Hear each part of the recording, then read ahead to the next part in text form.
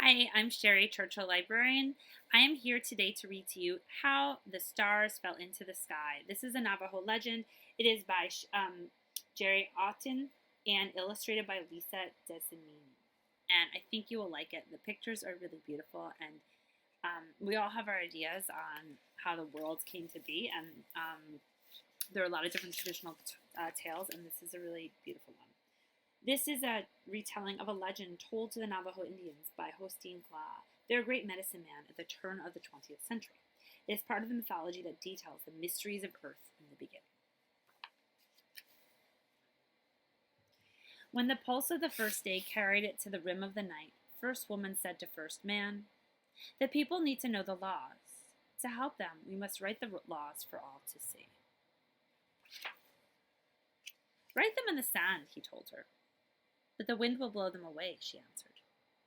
"Write them on the water, then," he said, and turned to go, having more important matters on his mind. "But they will disappear the moment I write them on the water," the first woman called out. First man turned back impatiently and looked at her squatting there on the rim of the night, a blanket of stars at her feet. "Why don't you write them in the sky?" he said. "Take your jewels there and write them in the sky."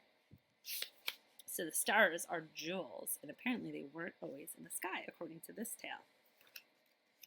And so she began, first one and then the next, placing her jewels across the dome of night, carefully designing her pattern so all could read it. Looks pretty beautiful. But first woman was not alone. Behind a low tree, Coyote crouched, watching her as she crafted her careful mosaic on the blackberry cloth of night. He crept closer. So often in fairy tales, when we have a coyote or a wolf, it's a little bit, it's kind of a negative sign. So let's see what happens here. Whoa. "What are you doing?" he called out to her in a voice that sounded like the whine of an arrow whistling in the wind. "Why are you tacking up the night sky with your jewels?" "Oh," she answered, deliberately shifting a star. "I am writing the laws so all the people can read them. There will be no confusion if we can always see the laws." So it's a nice idea that everyone can see them, right? Her hands glowed from the warmth of the stars she was touching, and she smiled as she toiled. "May I help?" Coyote asked. First woman nodded. "Begin here," she said, and handed him a star.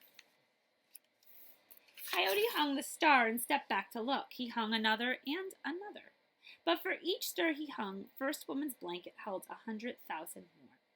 "This is slow work," he grumbled. "Writing the laws can take many moons," she said, and began humming to herself. "Can't we find a faster way and be done?" Coyote asked. "Why finish?" she answered. "What is there to do next that is half as important as writing the laws?" So it looks like even though he wants to help, they have differing opinions on how they should do the work. "The people will see these laws before they enter their hogans at night. The young mother will sing of them to her child. The lonely warrior crouching in an unknown country will look up and warm himself by them. Writing the laws may be what I do each night for the rest of my life." But Coyote lacked first woman's patience. He loved best to see a job finished. Who's like that? Who likes to just have the job finished? Impatiently, he gathered two corners of first woman's blanket, and before she could stop him, what is he doing? He flung the remaining stars out into the night, spilling them in wild disarray, shattering first woman's careful patterns. Wonder how she feels. First woman leaned far into the night and watched the tumbling stars. "What have you done, you foolish animal?" she shrieked at Coyote.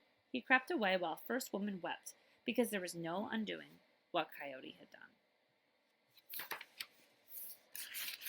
And the pulse of the second day brought it into being. The people rose and went about their lives, never knowing in what foolish haste Coyote had tumbled the stars, never knowing the reason for their confusion that would always dwell among them.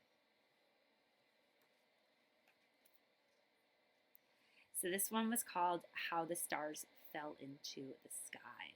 I hope you enjoyed this Navajo legend. Thanks for listening, and keep on reading.